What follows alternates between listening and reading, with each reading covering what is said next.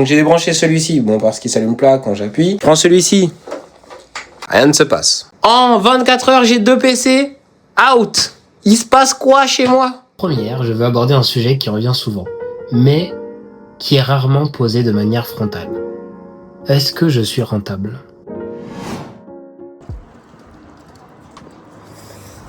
Ouais, j'ai retrouvé mon ordinateur, donc je vais pouvoir reprendre les montages, les vlogs et compagnie, donc je suis content.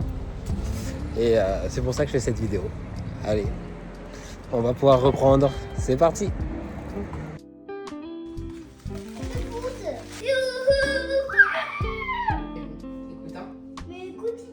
Mais là, on est en direction du pot de trader. Il était prévu à 14h. Et là, je crois qu'il est 14h30. Désolé les gars. Mais quand vous allez voir cette vidéo, ça sera déjà passé. Donc c'est pas grave. Hein.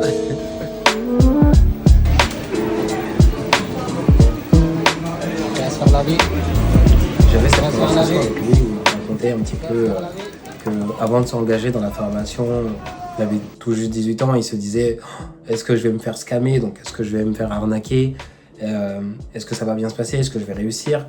Et on rigolait en se disant bah tu vois 3 ans plus tard on est là en train de manger ensemble, passer une journée finalement de s'amuser.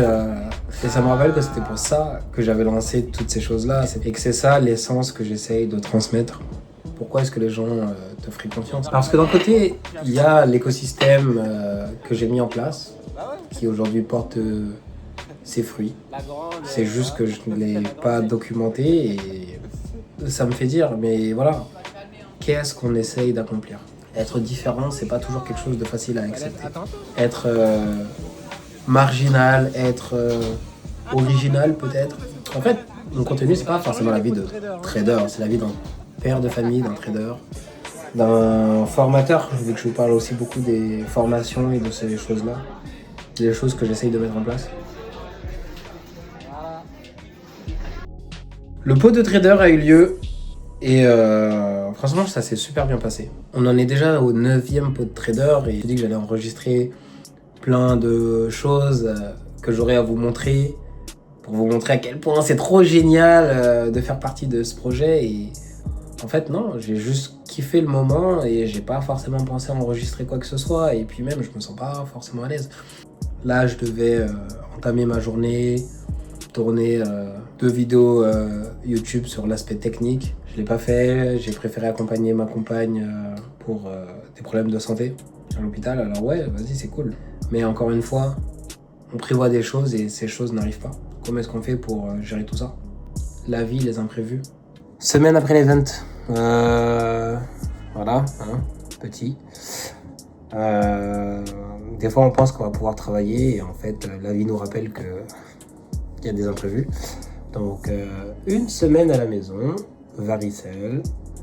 Donc, pas de comptabilité. Sinon, la masterclass s'est super bien passée. Ça me donne envie de refaire des lives du genre. Là, d'abord, je vais terminer le site absolument cette semaine. Mettre à jour les sites masterclass. Faut que je vérifie que l'identification Google marche correctement sur l'extension. Et ensuite, ouais, ça serait bien que d'ici à la semaine prochaine, franchement, j'ai plus de grosses sessions de code à faire avant un petit moment et que je puisse me reconcentrer. Je vous relis juste les premières lignes, mais c'est l'heure de... J'ai honte. Depuis un moment, je pense à lancer une newsletter et je me suis souvent demandé quoi vous partager dedans. Soyons clairs, je ne veux pas vous balancer les dernières news économiques ou faire des rapports détaillés sur les mouvements du marché. Pas de longs textes qui prennent 30 minutes à lire. Pour cette première, je veux aborder un sujet qui revient souvent, mais qui est rarement posé de manière frontale. Est-ce que je suis rentable? Peu de gens osent me poser la question directement, mais je sais que beaucoup se la posent. Brice, est-ce qu'on peut voir tes résultats? Est-ce que tu gagnes vraiment de l'argent? C'est quoi ton style de vie? Malgré tout ce que je partage en termes de valeur, les lives où j'analyse les marchés en temps réel, les explications sur les mouvements du prix ou même les posts Insta, je l'admets, pas très fréquents mais ils existent, où je montre des positions en cours. Bref, avec tout ça, il y a toujours cette question. Prouve-nous que tu es rentable. En tant que formateur, je suis constamment dans cette position où je dois prouver ma valeur à une nouvelle audience ou ceux qui pourraient perdre confiance. Et je comprends, mais laisse-moi t'expliquer pourquoi c'était plus compliqué que ça. Et je me suis posé la question, est-ce que je veux vraiment devenir ce gars qui, à chaque trade gagnant, prend une capture d'écran et la poste partout comme un trophée? Un marketeur de résultats. C'est ça que je deviendrai? Et tu sais quoi? Ça me dégoûte. Tout comme j'ai du mal à partager le retour de mes clients, et je vais m'arrêter là. Est-ce que j'ai vraiment changé depuis? Je dirais que non.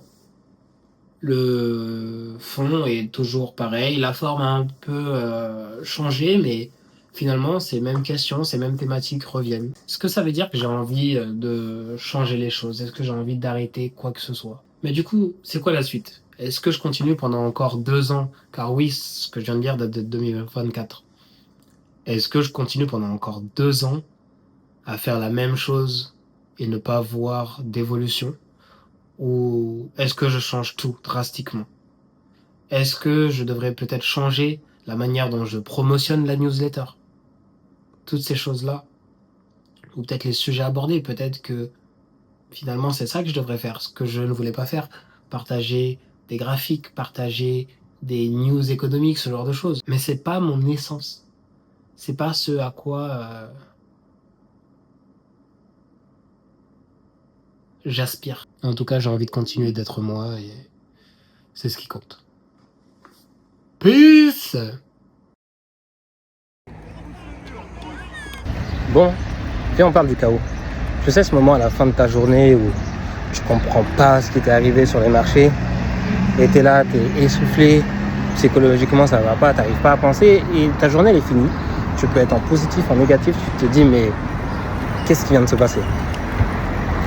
En fait, on pourrait se dire simplement c'est le fait d'avoir trop d'informations sur tes graphiques qui fait que tu entres dans une phase d'incompréhension. Pourquoi? Parce que tu as le marché qui va taper sur un PDRA, puis un autre, en tout cas un bloc de concepts que tu vas utiliser, puis un autre. Et la manière en fait la plus simple de comprendre vraiment ce qui t'est arrivé et prendre possession de ta journée, tout simplement c'est de réduire ce nombre d'éléments. Mais est-ce que c'est vraiment ça qui crée le chaos? Non. Ce qui crée le chaos, c'est pas tellement le nombre d'éléments qu'il y a sur ton graphique, c'est le nombre d'éléments qu'il y a dans ta tête.